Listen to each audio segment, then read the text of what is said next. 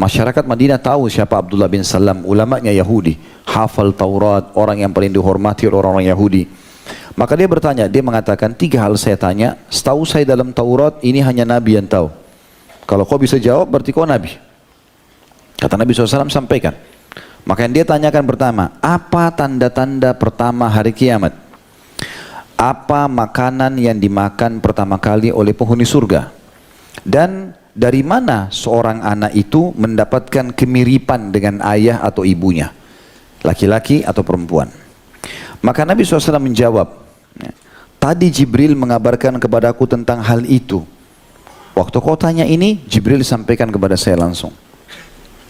Ia menjawab, Abdullah bin Salam bilang, waktu Nabi bilang, Jibril sampaikan kepada saya, dia bilang, Jibril itu adalah musuh orang-orang Yahudi dari kalangan malaikat.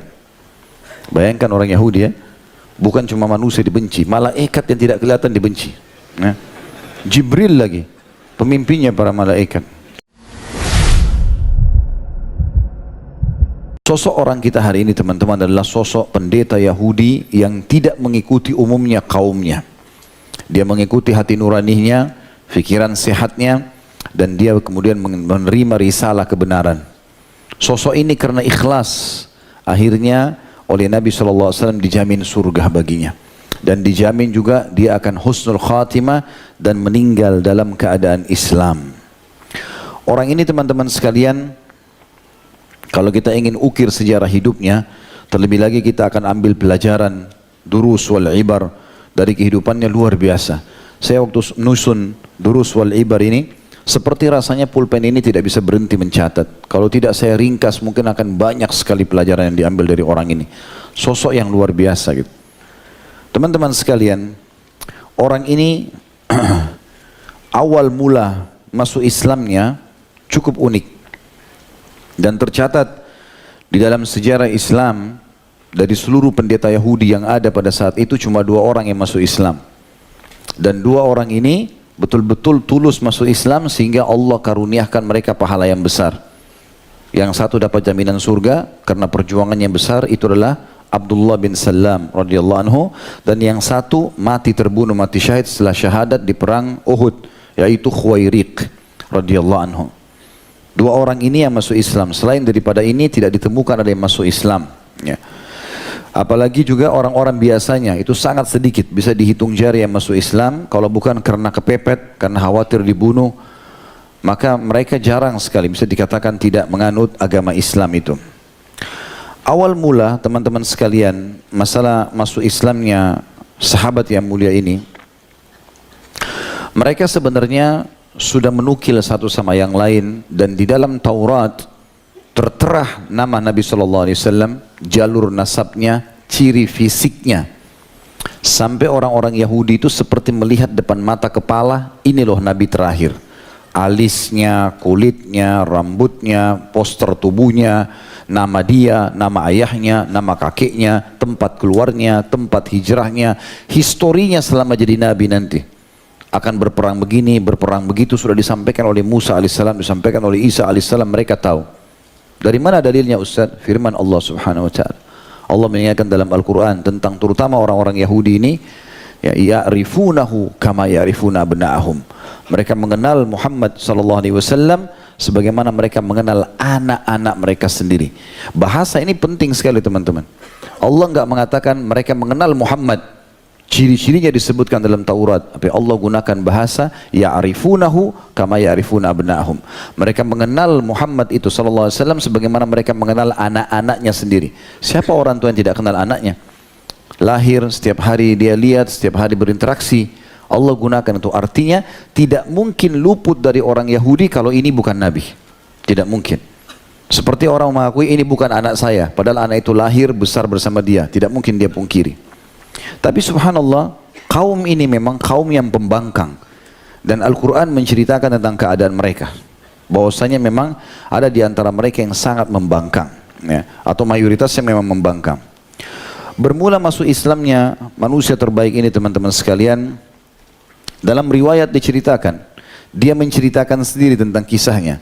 Dan saya setelah melihat daripada saya menceritakan secara umum, maka lebih baik kita langsung membacakan riwayatnya. Dinukil dari Abdullah bin Salam sendiri, beliau menceritakan tentang masuk Islamnya. Ia berkata, ketika Nabi SAW datang ke Madinah, orang-orang berbondong-bondong berlarian menyambut beliau, dan aku termasuk dalam kerumunan tersebut. Ketika melihat beliau, maka tahulah aku bahwa wajah ini bukanlah wajah seorang pendusta. Subhanallah, ada orang dari wajahnya kita bisa tahu umumnya kalau orang ini baik atau tidak. Ya, umum saja begitu, kelihatan. Subhanallah, ibadah itu, sholat, puasa, semuanya zikir, ya, apa yang dilakukan ini bisa bercahaya dari wajah. Dan cahaya itu bukan keluar seperti cahaya lampu, tapi kenyamanan orang interaksi. Orang mendapatkan manfaat dari dia. Selalu wajahnya berseri, tatapan matanya syahdu, lisannya bermanfaat, tangannya ramah, kakinya melangkah ke tempat-tempat positif. Seperti itulah. Hal yang pertama, kata beliau, yang aku dengarkan dari lisan Nabi, ini sebelum Abdullah bin Salam syahadat. Baru dia ketemu dan langsung bilang ini bukan pendusta. Lalu begitu waktu itu Nabi SAW pertama kali ucapkan sabda yang didengarkan oleh Abdullah bin Salam, dan hadits ini diriwayatkan oleh beliau, adalah sabda Nabi SAW, ya ayyuhan nas, afshus salam, wa at'imut ta'am, wasilul arham, wa sallu bin layli wan nasu niyam, tadkhulul jannata bisalam. Wahai sekalian manusia, tebarkan salam di antara kalian, berilah makan orang-orang miskin, sambunglah hubungan kekerabatan atau silaturahim, dan sholatlah di malam hari, tahajud, sewaktu manusia sedang tidur. Niscaya kalian akan masuk ke dalam surga dengan penuh sambutan atau keselamatan. Hadis ini riwayat Ahmad, jilid 5, di musnadnya halaman 451, At-Tirmidzi juga sebutkan di nomor 2487, dan disahihkan oleh Al-Hakim di jilid 3 dalam Mustadrak di halaman 13. Khusus hadis ini ya, kita masih kembali kepada riwayat Abdullah bin Salam. Maka dia mengatakan, ketika aku melihat beliau, tahulah aku bahwasanya wajahnya bukan seorang pendusta, dan hal pertama yang aku dengarkan adalah hadis tadi. Dalam riwayat lain disebutkan juga bahwasanya Abdullah bin Salam, kata Anas bin Malik, datang menemui Rasulullah sallallahu alaihi wasallam, dan pada waktu itu pada waktu beliau tiba di Madinah, lalu ia berkata, aku akan bertanya kepadamu hai Muhammad tentang 3 hal yang tidak ada seorang pun yang mengetahuinya kecuali seorang nabi. Ada riwayatnya yang mengatakan, Nabi mengatakan, silahkan tanyakanlah di depan orang-orang. Dan masyarakat Madinah tahu siapa Abdullah bin Salam, ulamanya Yahudi, hafal Taurat, orang yang paling dihormati oleh orang-orang Yahudi. Maka dia bertanya, dia mengatakan, 3 hal saya tanya, setahu saya dalam Taurat ini hanya Nabi yang tahu. Kalau kau bisa jawab berarti kau Nabi. Kata Nabi SAW, sampaikan. Maka yang dia tanyakan pertama, apa tanda-tanda pertama hari kiamat? Apa makanan yang dimakan pertama kali oleh penghuni surga? Dan dari mana seorang anak itu mendapatkan kemiripan dengan ayah atau ibunya? Laki-laki atau perempuan? Maka Nabi SAW menjawab, tadi Jibril mengabarkan kepadaku tentang hal itu. Waktu kau tanya ini, Jibril sampaikan kepada saya langsung. Ia menjawab, Abdullah bin Salam bilang, waktu Nabi bilang, Jibril sampaikan kepada saya, dia bilang, Jibril itu adalah musuh orang-orang Yahudi dari kalangan malaikat. Bayangkan orang Yahudi ya, bukan cuma manusia dibenci, malaikat yang tidak kelihatan dibenci. Nah, Jibril lagi, pemimpinnya para malaikat, sudah kehabisan kerjaan. Lalu beliau pun berkata, Nabi SAW menjawab, adapun tanda pertama hari kiamat adalah api yang keluar dari bagian timur, lalu mengumpulkan manusia ke bagian barat. Sedangkan makanan pertama yang dimakan penghuni surga adalah bagian pada hati ikan paus. Adapun mengenai kemiripan, mana bila atau maka bila air mani laki-laki keluar mendahului air mani wanita, maksudnya laki-laki yang lebih dulu klimaks, maka anak akan mirip dengannya. Ya, makna mirip berarti bisa jadi anak laki-laki. Dan bila air mani wanita keluar mendahului air mani laki-laki, maka akan mirip dengan perempuan tersebut. Mendengarkan hal itu, tiba-tiba Abdullah bin Salam mengatakan, aku bersaksi bahwasanya engkau adalah Rasulullah. Lalu ia berkata, wahai Rasulullah, sesungguhnya orang-orang Yahudi adalah kaum pendusta. Makna kaum pendusta adalah secara umum, bukan semuanya, tapi secara umum. Mereka sudah menjadikan itu hal yang biasa di tengah-tengah mereka. Jika mereka mengetahui keislamanku, pasti mereka akan mendustakanku. Karena kalau aku masuk Islam pengaruhnya besar, maka mereka pasti dustakan. Karena itu, tolong kirimkan orang kepada mereka agar menanyakan tentang diriku. Lalu Nabi SAW mengutus utusan kepada mereka orang-orang Yahudi. Kemudian bertanya, laki-laki seperti apakah Ibnu Salam itu di tengah kalian? Mereka menjawab, ia adalah Robi atau ulama kami dan putra Robi kami. Robi maksudnya adalah ulama. Artinya dia sama ayahnya dua-dua ulama. Ia ulama kami dan putra ulama kami. Ia bertanya lagi, kata Nabi SAW, bagaimana menurut kalian jika ia masuk Islam, Abdullah bin Salam? Apakah kalian akan masuk Islam juga? Maka mereka menjawab, semoga Allah melindunginya dari yang demikian. Maksudnya supaya tidak masuk Islam. Ya. Jadi doanya salah. Lalu keluarlah Abdullah bin Salam dari sebuah tempat yang dia bersembunyi, kemudian dia berkata, aku bersaksi bahwasanya tidak ada Tuhan yang berhak diibadahi dengan benar selain Allah dan Muhammad adalah Rasulullah. Maka tiba-tiba orang Yahudi mengatakan, ini adalah orang yang terburuk di antara kami dan putra orang terburuk dari kami. Ia adalah orang paling bodoh di antara kami dan putra orang paling bodoh. Maka berkatalah Abdullah, wahai Rasulullah, bukankah sudah aku beritahukan kepadamu bahwa orang-orang Yahudi kaum pendusta? Dan hadis ini diriwayatkan oleh Al-Bukhari nomor 3329 dan juga disebutkan di jilid 4 di halaman 261. Riwayat yang lain melengkapkan satu sama yang lain kisah masuk Islamnya manusia yang mulia ini adalah disampaikan juga oleh beliau sendiri Abdullah bin Salam radhiyallahu anhu yang mengatakan, tak kala aku mendengar Rasulullah SAW atau tentang Rasulullah SAW, maka tahulah aku sifatnya. Waktu aku dengar di Mekah dia keluar, aku udah tahu ini nabinya. Walaupun belum ketemu, sifatnya dinukilkan orang-orang. Sifatnya itu ramah, dermawan, baik, itu gitu. Namanya aku sudah tahu, Muhammad itu namanya. Dan sudah pernah saya jelaskan teman-teman, Muhammad ini bukan nama orang Arab awalnya. Jadi sebelum Nabi Muhammad SAW tidak ada yang bernama Muhammad. Itu sudah saya bedah dan kaji atau sampaikan di kajian sirah di YouTube ya. Jadi Muhammad itu diambil oleh Abdul Muttalib dari seorang pendeta Nasrani yang ditemui di negeri Syam. Dia sempat bertemu dengan Abdul Muttalib dan teman-teman, lalu dia bertanya, dari mana kalian? Kata mereka dari Jazirah Arab. Tepatnya dari mana? Dari kota Mekah. Lalu pendeta itu mengatakan akan keluar nabi terakhir di sana yang kami mengenalnya dengan baik, bernama Muhammad. Maka akhirnya Abdul Muttalib sama teman-temannya berlumba-lumba nanti kalau punya anak atau cucu akan menamakan Muhammad. Dan dari sekian 4 orang yang berangkat itu termasuk Abdul Muttalib, itu yang pertama mendapatkan cucu laki-laki adalah Abdul Muttalib, dan dia namakan Muhammad pada saat itu. Dan ini belum ada orang di Mekah atau Jazirah Arab yang bernama ini. Makanya ahli kitab tahu betul Muhammad itu adalah nama yang disebutkan. Dan masa diutusnya sampai dirincikan, di waktu itu akan diutus. Jadi mereka sangat tahu. Sampai waktu Nabi SAW lahir di Mekah, ada satu pendeta Yahudi naik ke atas menara mereka yang tinggi. Ya. Terus teriak, wahai orang-orang Yahudi, hari ini telah terlihat bintang Muhammad yang tidak pernah terlihat sebelumnya. Jadi mereka sampai punya ciri, mereka tahu kelihatan bintang dalam bentuk tertentu, itu berarti lahirnya Nabi SAW. Itu tepat Nabi lahir. Maka telah lahirlah Muhammad atau Ahmad. Dia mengatakan, tak kala aku mendengar tentang Rasulullah SAW, maka tahulah aku sifatnya, namanya dan masa diutusnya, di mana kami telah lama menanti-nanti kemunculannya. Aku sangat gembira dengan hal itu dan memilih tidak memperbincangkannya hingga Rasulullah SAW datang ke Madinah. Jadi maknanya waktu Nabi masih di Mekah, Yahudi sudah tahu, oh ini dia nabinya. Pasti akan hijrah ke sini. Abdullah bin Salam tidak mau ngomong, tunggu sampai Nabi hijrah, karena dia yakin Nabi hijrah nanti ke Madinah.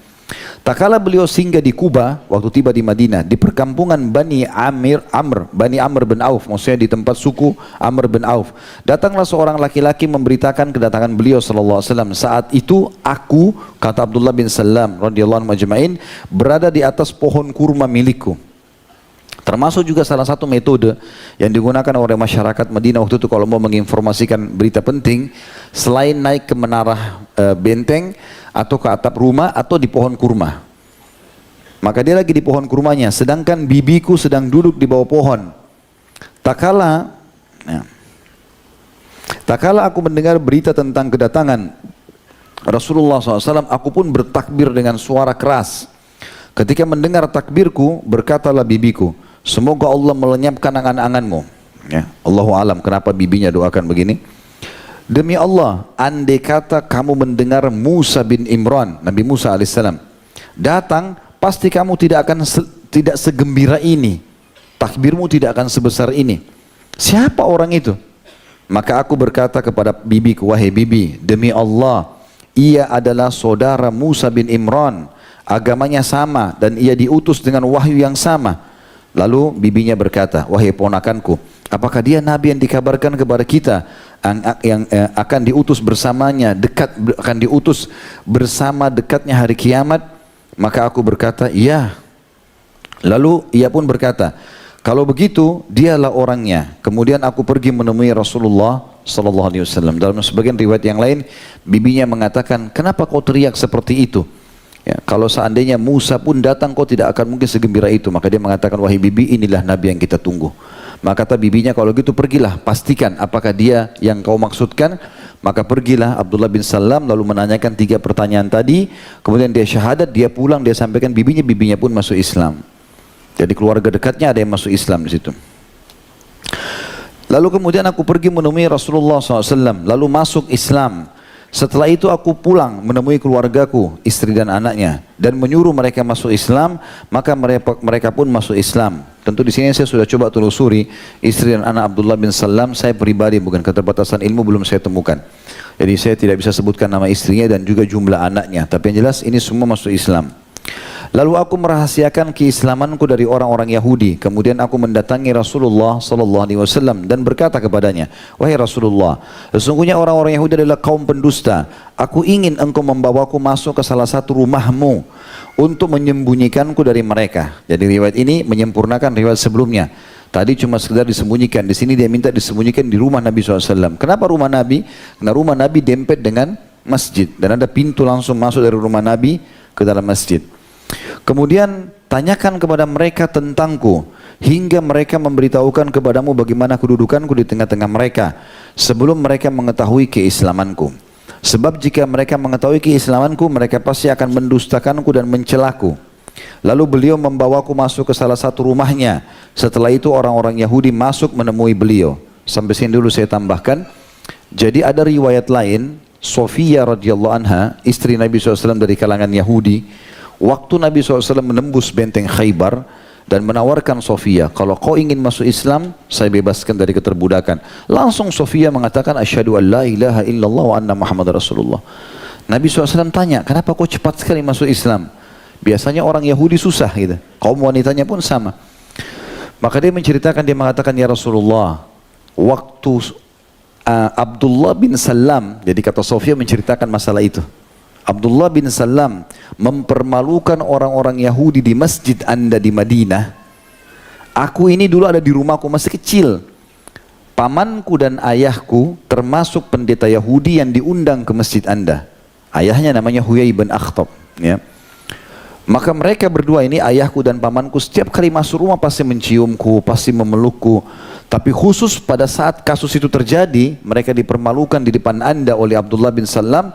Mereka pulang ke rumah, buka pintu, mereka sama sekali tidak menghiraukanku, tidak menciumku, tidak memelukku, sementara aku masih kecil. Lalu aku mendengar pembicaraan mereka. Kebetulan ayahnya dan pamannya dua-dua pendeta Yahudi. Maka ayahku bertanya, namanya Huyai. Dia tanya saudaranya, apakah dia orangnya? Kata pamanku, iya. Yakin? Iya. Lalu kemudian ayahku bertanya lagi, apakah dia yang betul-betul cirinya disebutkan dalam Taurat? Namanya, sifatnya, semuanya? Kata pamanku, iya. Lalu kata ayahku, kata Sofia ini sebab kenapa dia masuk Islam radhiyallahu anha. Dia mengatakan, ayah tanya, lalu apa keputusanmu? Dia tanya kakaknya nih. Kakaknya mengatakan, aku akan memusuhinya sampai hari kiamat. Kan kebodohan yang luar biasa. Maka sudah tahu benar, tidak mau, gitu kan? Dan ini yang menyebabkan kenapa Nabi SAW menafsirkan Al-Fatihah, dan itu disampaikan oleh Ibnu Abbas dari Nabi SAW, ghairil maghdubi alaihim, bukan orang-orang yang kau murkahi ya Allah, Yahudi. Waladhdallin, orang sesat adalah Nasrani. Karena Yahudi tahu kebenaran, tidak mau diikuti. Nasrani mau berdakwah tapi salah, mengatakan Allah punya Tuhan, Allah punya anak. Ini keliru. Maka kata Sofia, pamanku mengatakan itu. Lalu ayahku juga ikut-ikutan, mengatakan kalau begitu aku bersamamu. Bersama masuk neraka tentunya, ya. Kita kembali ke riwayat ini. Jadi kata beliau, Lalu beliau, maksudnya Nabi SAW, membawaku masuk ke salah satu rumahnya. Setelah itu orang-orang Yahudi masuk menemui beliau, menemui di masjid Nabi. Karena Nabi undang mereka datang. Datanglah mereka. Berbicara dan bertanya kepada beliau. Kemudian beliau bertanya kepada mereka, laki-laki seperti apakah Al-Husain ibn Salam di kalangan kalian? Karena sebelum masuk Islam namanya Al-Husain. Nabi ganti akhirnya Abdullah bin Salam. Di sini teman-teman sekalian, Nabi SAW di awal pertemuan sama mereka dalam beberapa riwayat lain menawarkan Islam. Wahai Yahudi, bertakwalah kepada Allah. Kalian tahu saya adalah Nabi. Kalian tahu nama saya, tahu sifat saya, tahu semua cirinya. Kalian tahu ini tempat hijrah saya. Dan kalian hijrah di sini menunggu saya. Kenapa kalian tidak mau beriman? Mereka tidak mau. Mereka mengatakan alasannya, karena kau dari turunan Arab, sementara kami dari turunan Yakub, yaitu turunan Israel. Jadi ini kalau kita rentet historinya, Nabi Ibrahim alaihissalam punya 2 orang istri. Yang pertama namanya Sarah, yang kedua namanya Hajar. Dari Sarah ada anak namanya Ishak, dari Hajar namanya Ismail. Dua-dua Nabi. Ya. Setelah Ishak dan Ismail, nabi-nabi datang dari turunan Ishak, semuanya. Ishak, Yakub, Yusuf, ya. Nah Yakub ini anaknya Ishak, nama lainnya Israel. Kalau dikatakan Bani Israel berarti keturunannya Israelin, keturunannya Yakub. Negara Israel mengambil nama itu sekarang. Nah Yakub punya anak Yusuf, Yusuf punya keturunan terus ya, sampai akhirnya Musa, Isa, Yahya, Zakaria, Ayub, semua ini nabi-nabi Bani Israel namanya. Daud, Sulaiman, semua nabi-nabi Bani Israel. Sampai terakhir Isa alaihissalam. Nah, ternyata dengan hikmah Allah Subhanahu wa taala, penutup nabi-nabi ini bukan dari Bani Israel lagi. Setelah sekian banyak, Allah keluarkan dari jalur seberanya Ismail. Ismail ini tadinya bukan orang Arab, tapi waktu dia hijrah atau diantar oleh ayahnya Ibrahim bersama ibunya Hajar ke Mekah, tinggal di padang pasir lembah Mekah sendirian berdua. Lalu Ibrahim alaihissalam meninggalkan karena ini perintah Allah. Tiba-tiba ada suku Arab dari Yaman, ya, itu keluar dari Yaman, kemudian tinggal bersama Hajar dan Ismail. Ini sudah saya ceritakan dalam sirah di YouTube. Kemudian datang tinggal di sana. Nah suku ini suku asli Arab dari Yaman. Maka Ismail berbaur dengan mereka. Akhirnya bahasanya bahasa Arab dan dia menikah dengan anak kepala suku itu. Dan dalam buku-buku yang menjelaskan tentang histori suku Arab ini, mereka menyebutkan ada 2 Arab. Ada Arab asli, ada Arab musta'ribah. Ada Arab orang turunan asli Arab, ada orang Arab yang terarabkan. Karena bahasa, karena pernikahan. Kalau orang Arab menganggap semua yang sudah nikah sama orang Arab atau yang menggunakan bahasanya dikatakan orang Arab. Contoh misalnya, di Irak itu asalnya suku Babilonia, tapi setelah Islam menyebar sana, di zaman Umar bin Khattab radhiyallahu anhu ada perang menjatuhkan negeri Persia, menaklukkan negeri Persia di tahun 16 Hijriah di tangan Sa'ad bin Abi Waqqas radhiyallahu anhu. Maka orang-orang Muslim Arab dari sahabat menikah dan berbaur dengan mereka. Maka dikenallah Irak negara Arab. Mesir juga aslinya suku Kipti, bukan orang Arab, tapi Amr bin As radhiyallahu anhu di tahun 20 Hijriah menyerang ke sana, kemudian berbaur sama mereka, menikahlah dengan kaum muslimin orang-orang asli, menjadilah mereka bangsa Arab sekarang. Ada lagi yang memang tidak masuk ke dalam sana, ya, orang-orang Arab, tapi dasarnya memang mereka menggunakan bahasa Arab seperti Sudan, ya. Mereka berkulit hitam dari Afrika, tapi mereka menggunakan bahasa Arab. Maka di Liga Arab masuk negara-negara Arab ini. Makanya diistilahkan Ismail alaihissalam adalah Arab musta'ribah. Quraisy dari turunan Ismail, maka dianggap turunan Arab, gitu kan? Karena ada kakek-kakek mereka dari turunan Arab.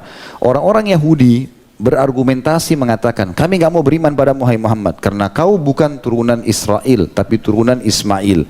Lalu mereka tambah lagi isu bohong. Mereka mengatakan, kalau Ishak dari Sarah, Sarah orang terhormat. Kalau Ismail dari Hajar, Hajar mantan budak. Mereka bilang begitu, ya. Mantan budaknya Hajar. Padahal sebenarnya banyak riwayat yang menjelaskan Hajar ini ya dihadiahkan oleh Raja Mesir kepada Sarah. Ya, kemudian memang membantu Sarah, tetapi dibebaskan oleh Sarah, kemudian dinikahi oleh Ismail AS. Maka itu bukan berarti keterbudakan saja, tapi memang orang yang bebas, gitu kan. Tapi ini isu saja, hanya karena mereka tidak mau beriman. Di sini dikatakan teman-teman sekalian, karena mereka nolak waktu diajak masuk Islam Nabi SAW, kemudian beliau bertanya pada mereka, laki-laki seperti apa Al-Husain ibn Salam di kalangan kalian? Maksudnya, apa penilaian kalian untuk mereka, untuk dia? Maka para Yahudi mengatakan, ini pendeta-pendetanya ya, ia adalah pemimpin kami dan putra pemimpin kami. Ia robi kami dan ulama kami. Maksudnya dia ulama kami dan keturunan ulama kami. Tak kala mereka selesai mengucapkan puji-pujian tersebut, maka Abdullah bin Salam mengatakan, aku keluar menemui mereka dari rumah Nabi SAW. Lalu aku tiba-tiba mengatakan, wahai orang-orang Yahudi, bertakwalah kepada Allah dan terimalah apa yang dibawanya kepada kalian. Dan dibawa oleh orang ini terima. Karena kalian tahu semua dan saya pendeta kalian.